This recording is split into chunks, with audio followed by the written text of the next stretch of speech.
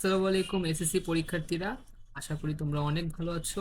স্বাগতম জানাচ্ছি হিসাব বিজ্ঞানের আরেকটি নতুন ক্লাসে। আজকে আমরা শুরু করছি হিসাব বিজ্ঞানের সবচেয়ে আকর্ষণীয় টপিক, হিসাব বিজ্ঞানের উৎপত্তি ও ক্রমবিকাশ। হিসাব বিজ্ঞান শুধু সংখ্যা নয়, এটা হাজার বছরের ইতিহাস, বাণিজ্যের উন্নতি এবং আধুনিক ব্যবসা ব্যবস্থার ভিত্তি। এই ভিডিওতে তুমি জানতে পারবে হিসাব বিজ্ঞান কিভাবে জন্ম নিল, কোন কোন যুগে কিভাবে পরিবর্তন হলো, আর আজকের আধুনিক হিসাব বিজ্ঞান সিস্টেম কিভাবে তৈরি হলো। পরীক্ষায় এই টপিক থেকে নিয়মিত প্রশ্ন আসে, তাই পুরো ভিডিওটি মনোযোগ দিয়ে দেখবে। তো চলো শুরু করি। এখন আমরা জানবো হিসাব বিজ্ঞানের উৎপত্তি ও ক্রমবিকাশ। কিভাবে হিসাব বিজ্ঞান এসেছে এবং কিভাবে এর ক্রমবিকাশ হচ্ছে সে সম্পর্কে জানবো। হিসাব বিজ্ঞানের উৎপত্তি হয়েছে 1494 খ্রিস্টাব্দে লুকা প্যাসিওলি নামে একজন ইতালীয় গণিতবিদের মাধ্যমে। লুকা প্যাসিওলি কে ছিলেন? একজন ইতালীয় গণিতবিদ। আর তিনি তার বইতে হিসাব রক্ষণের মূলনীতি দুতরফা দাখিলাত পদ্ধতি ব্যাখ্যা করেন।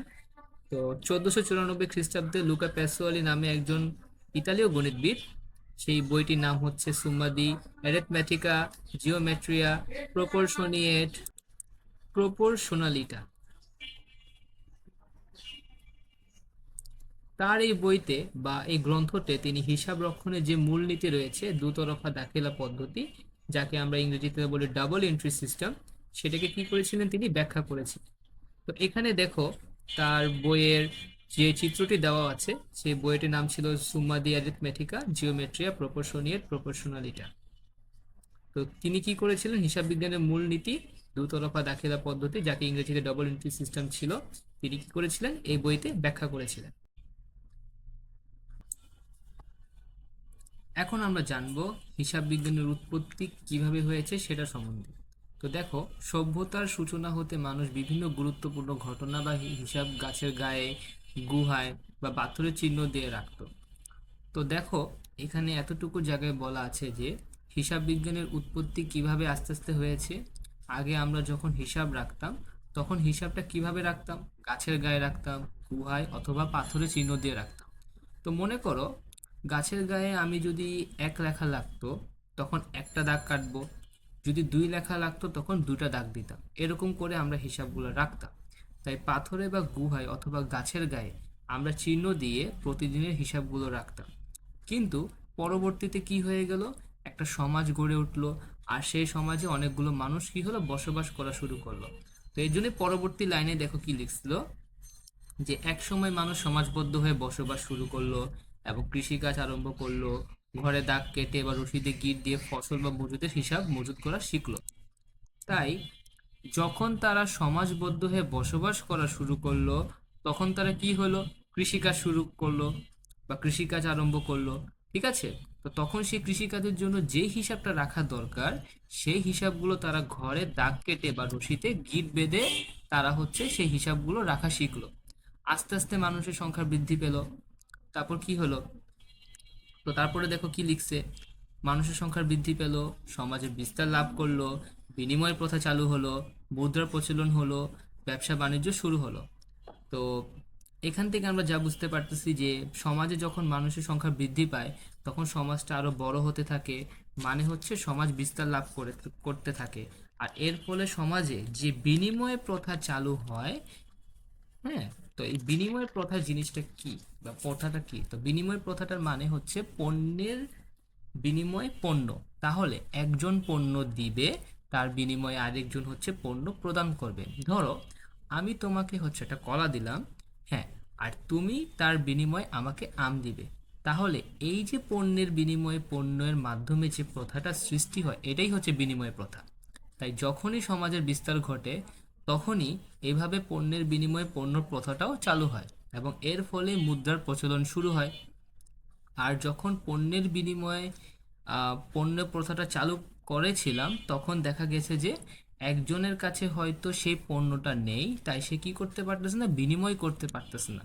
তখন আমরা মুদ্রার প্রচলন শুরু করি। আর মুদ্রা মানে হচ্ছে টাকা পয়সা, যেটা তোমরা ভালোভাবেই বুঝো।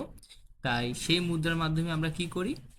সেই পণ্যটা ক্রয় করে নিই। তো ধরো, কারো কাছে কলা নেই কিন্তু সে আম কিনতে আগ্রহী, তখন যার কাছে কলা নেই সে কি করবে? মুদ্রা দিবে, এবং সেই মুদ্রার বিনিময়ে সে কি পাবে? আমটা পেয়ে যাবে।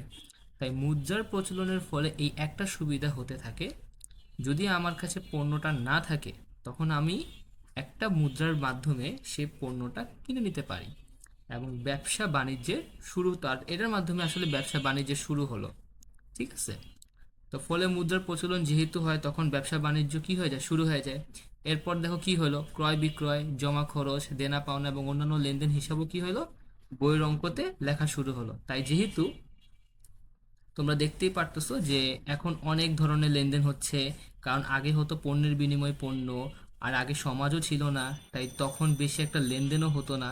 কিন্তু এরপর যখন সমাজ গঠন হলো, সমাজের বিস্তার ঘটলো, মুদ্রা প্রচলন শুরু হলো, যার ফলে অনেকগুলো লেনদেন কি হলো, একসাথে সংগঠিত হলো।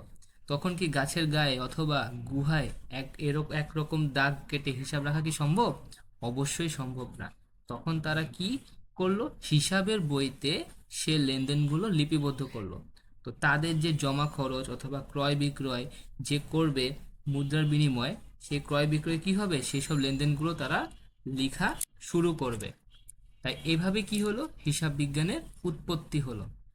এখন আমরা জানবো হিসাব বিজ্ঞানের ক্রমবিকাশ কিভাবে হয়েছে। আমরা উৎপত্তি কিভাবে হয়েছে সেটা দেখেছি, এখন হিসাব বিজ্ঞান কিভাবে ক্রমবিকাশ বা বিস্তার লাভ করে সেটা আমরা জানবো।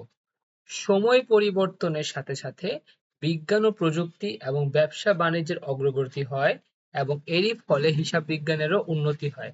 ব্যবসা যেমন ছোট থেকে বড় হতে থাকে, তেমনি এর পরিধিও বৃদ্ধি পেতে থাকে। তার মানে হচ্ছে, আগে কি করা হতো, আগে হচ্ছে গাছের গায়ে, গুহায় অথবা পাথরে চিহ্ন দিয়ে রাখা হতো। এখন সমাজে কাজ বৃদ্ধি পেয়েছে, বিনিময় প্রথা বৃদ্ধি পেয়েছে এবং লেনদেনগুলো বৃদ্ধি পেয়েছে। এর ফলে আমরা কি করব, শুধুমাত্র গাছের গায়ে বাকলে আমরা দাগ কেটে হিসাব রাখতে পারছি না। এখন আমরা হিসাবের বইতে হিসাব রাখা শুরু করছি, অথবা প্রযুক্তি বিকাশের ফলে আমরা কম্পিউটারে হিসাব রাখা শুরু করছি। এই যে দেখো, চিত্রের মাধ্যমে দেখানো হয়েছে যে আগে হিসাব রাখার পদ্ধতিটা কিন্তু অনেক কঠিন ছিল। আগে হচ্ছে গাছের গায়ে অথবা পাথরে চিহ্ন দিয়ে এই যে হিসাব রাখা হতো, আর বর্তমানে কম্পিউটার তারপর বিভিন্ন প্রযুক্তি উদ্ভাবনের ফলে আমাদের ব্যবসা বাণিজ্যের অগ্রগতি হয়, তেমনি হিসাব বিজ্ঞানেরও উন্নতি হয়। তো ব্যবসা যেমন ছোট থেকে বড় হতে থাকে, তেমনি হিসাব বিজ্ঞানের পরিধিও বৃদ্ধি পেতে থাকে। ব্যক্তিগত পারিবারিক জীবনের পাশাপাশি ব্যবসায়ী, অব্যবসায়ী, সরকারি, বেসরকারি, মুনাফাভোগী ও অমুনাফাভোগী সকল ধরনের প্রতিষ্ঠানে হিসাব বিজ্ঞানের ব্যবহার পরিলক্ষিত হয়। তার মানে হচ্ছে বিজ্ঞান কি হয়, আরো বেশি সহজতর হয়। তাহলে হিসাব বিজ্ঞানের ক্রমবিকাশে মূলত হয়েছে কিসের মাধ্যমে? প্রযুক্তি বিকাশের মাধ্যমে। মানে যত বেশি হচ্ছে প্রযুক্তির উদ্ভাবন হয়েছে, বিজ্ঞানীর উন্নতি হয়েছে, তত বেশি কি হয়েছে, হিসাব বিজ্ঞানেরও উন্নতি হয়েছে। যার ফলে আগে যেমন হচ্ছে হিসাব রাখাটা অনেক কঠিন ছিল এবং সময় সাপেক্ষ ছিল, বর্তমানে কিন্তু হিসাব রাখাটা কিন্তু কোনো ব্যাপারই না। হ্যাঁ, বর্তমানে হচ্ছে কম্পিউটার আছে, আরো অনেক ধরনের উন্নতি প্রযুক্তি আছে, যার মাধ্যমে আমরা খুব সহজেই হিসাব রাখতে পারছি। এভাবেই কি হয়েছে, হিসাব বিজ্ঞানের উৎপত্তি এবং ক্রমবিকাশ দিন দিন কি হয়ে যাচ্ছে, বিকাশ বা বৃদ্ধি পাচ্ছে। হ্যাঁ, এর জন্য বলা হয়েছে বিজ্ঞান ও প্রযুক্তির উন্নতির সাথে হিসাব বিজ্ঞানের উন্নতি সম্পর্কিত। বর্তমান কম্পিউটারের যুগে বড় বড় প্রতিষ্ঠানে হিসাবের বই হাতে লেখার পরিবর্তে কম্পিউটার ব্যবহার করা হয়। ফলে সময় ও শ্রম লাঘবের পাশাপাশি প্রয়োজনীয় সিদ্ধান্ত কি হয়ে যাচ্ছে, গ্রহণ করা প্রতিষ্ঠানের জন্য কি হয়ে যাচ্ছে, সহজ হয়ে যাচ্ছে। তাহলে আজকে আমরা আলোচনা করলাম হিসাব বিজ্ঞানের উৎপত্তি ও ক্রমবিকাশ সম্পর্কে। এখন আমরা এসএসসি হিসাব বিজ্ঞান বইয়ের প্রথম অধ্যায় থেকে বাছাই করা এমন 10টি বহু নির্বাচনী প্রশ্ন বা এমসিকিউ সমাধান করব, যা গত কয়েক বছরে বিভিন্ন বোর্ডে বারবার এসেছে। তুমি যদি এই 10টি প্রশ্ন ভালোভাবে বুঝতে পারো, তবে পরীক্ষায় এখান থেকে প্রশ্ন কমন পাওয়ার সম্ভাবনা অনেক বেশি। তো চলো শুরু করা যাক। আমাদের প্রথম প্রশ্নটি ছিল, লুকা প্যাসিওলি তার গ্রন্থে কোন নীতি ব্যাখ্যা করেন? সঠিক উত্তর হচ্ছে দুতরফা নীতি। আমরা জানি আধুনিক হিসাব বিজ্ঞানের ভিত্তি হলো দুতরফা দাখিলা পদ্ধতি। 2 নম্বর প্রশ্নটি ছিল, হিসাব বিজ্ঞানের উন্নতির কারণ কি? সঠিক উত্তর হচ্ছে ঘ নাম্বার অর্থাৎ সময়ের পরিবর্তন, বিজ্ঞান ও প্রযুক্তির উন্নয়ন এবং ব্যবসা বাণিজ্যে অগ্রগতি এই তিনটি হিসাব বিজ্ঞানের আধুনিকায়নে ভূমিকা রেখেছে। ৩ নাম্বার প্রশ্ন, বিনিময় প্রথা চালু হয় কখন? সঠিক উত্তর হচ্ছে মুদ্রা প্রচলনের পূর্ববর্তী সময়। যখন টাকা বা মুদ্রার ব্যবহার ছিল না, তখন মানুষ পণ্যের বিনিময়ে পণ্য আদান প্রদান করত। ৪ নাম্বার প্রশ্ন, কত সালে দুতরফা দাখিলা পদ্ধতির আবির্ভাব ঘটে? এটি খুবই গুরুত্বপূর্ণ একটি সাল। সঠিক উত্তর হচ্ছে 1494 খ্রিস্টাব্দে। আর পাশাপাশি দেখো আমি কত সালে বোর্ডে এসেছিল এটাও আমি লিখে দিয়েছি। ৪ নাম্বার প্রশ্নটি চট্টগ্রাম বোর্ড 2020 সালে এসেছিল। ৫ নাম্বার প্রশ্ন, লুকা প্যাসুয়ালি হিসাব বিজ্ঞানের মূলনীতিটি কত শতাব্দীতে প্রদান করেন? যেহেতু সালটি ছিল 1494 সাল, তাই এটি হবে পঞ্চদশ শতাব্দীতে। ৬ নম্বর প্রশ্নতে যাচ্ছি, লুকা প্যাসুয়ালি কি ছিলেন?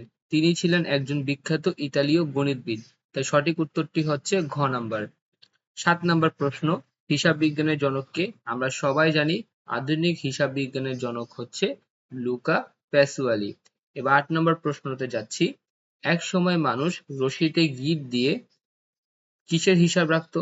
এই প্রশ্নটি এসেছে চট্টগ্রাম বোর্ড 2016 সালে। প্রাচীনকালে মানুষ রশিতে গিট দিয়ে তাদের উৎপাদিত ফসলের হিসাব রাখতো। ঠিক আছে?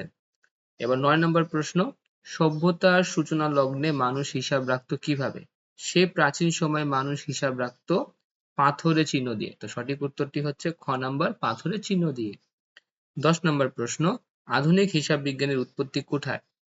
তো সঠিক উত্তর হচ্ছে আধুনিক হিসাব বিজ্ঞানের জন্ম বা উৎপত্তি হয়েছিল ইতালিতে। এবার আমরা চলে যাচ্ছি ১১ নম্বর প্রশ্নতে, সমাজবদ্ধভাবে বসবাসকারী মানুষের প্রথম পেশা কি ছিল? এই প্রশ্নটি যশোর বোর্ড 2015 সালে এসেছিল। সমাজবদ্ধ মানুষ যখন দলগতভাবে থাকা শুরু করে তখন তাদের প্রথম পেশা ছিল কৃষিকাজ, কারণ জীবন ধারণের জন্য খাদ্য উৎপাদনই ছিল তাদের প্রধান লক্ষ্য। এবার আমরা ১২ নম্বর প্রশ্নতে যাচ্ছি, হিসাব বিজ্ঞানের উন্নতি কোনটির সাথে সম্পর্কিত? কুমিল্লা বোর্ড 2015 সালে এই প্রশ্নটি লক্ষ্য করো। হিসাব বিজ্ঞানের আধুনিকায়ন বা উন্নতি মূলত নির্ভর করে হিসাব সুষ্ঠুভাবে লিপিবদ্ধকরণের উপর। যত নিখুঁতভাবে আমরা হিসাব লিখব, হিসাব বিজ্ঞান তত উন্নত হবে। এর জন্য সঠিক উত্তরটি হচ্ছে ঘ, হিসাব সুষ্ঠুভাবে লিপিবদ্ধকরণ। এবার আমরা ১৩ নম্বর প্রশ্নতে চলে যাচ্ছি, আধুনিক হিসাব বিজ্ঞানের যাত্রা শুরু হয় কখন? এই প্রশ্নটি দিনাজপুর বোর্ড 2015 সালে আসা। প্রশ্নটি আগের পর্বের সাথে তোমার হচ্ছে মিল আছে, যেহেতু 1494 সালে লুকা প্যাসুয়ালি তার মূল নীতিটি দেন, তাই আধুনিক হিসাব বিজ্ঞানের যাত্রা শুরু হয় পঞ্চদশ শতাব্দীতে। ১৪ নম্বর প্রশ্ন, হিসাব বিজ্ঞানের ইতিহাস কেমন? শেষ প্রশ্নটি দেখো যে দিনাজপুর বোর্ড 2015 সালের, হিসাব বিজ্ঞান কিন্তু হঠাৎ করে আসেনি, এটি একটি বিবর্তনের ফল। তাই বলা যায় হিসাব বিজ্ঞানের ইতিহাস মূলত একটি আধুনিক বিষয় এবং একই সাথে এটি প্রাচীন ও বৈচিত্র্যময় বিবর্তনের মধ্য দিয়ে আজকের এই অবস্থানে পৌঁছেছে। বন্ধুরা, এবার আমরা একটি বিশেষ সংক্ষিপ্ত প্রশ্ন দেখব। তো প্রশ্নটি হচ্ছে, দুতরফা দাখিলা পদ্ধতি সর্বপ্রথম কোন গ্রন্থে ব্যাখ্যা করা হয়? তাহলে এর উত্তরটি হলো 1494 খ্রিস্টাব্দে ইতালীয় গণিতবিদ লুকা প্যাসুয়ালি তার বিখ্যাত গ্রন্থ সুম্মা ডি অ্যারিথমেটিকা জিওমেট্রিয়া প্রপোরশনালিটাতে এই পদ্ধতির ব্যাখ্যা দেন। তোমরা বইটির নাম ভালোভাবে কয়েকবার পড়বে, কারণ এটি থেকে প্রায় প্রশ্ন আসে। ঠিক আছে?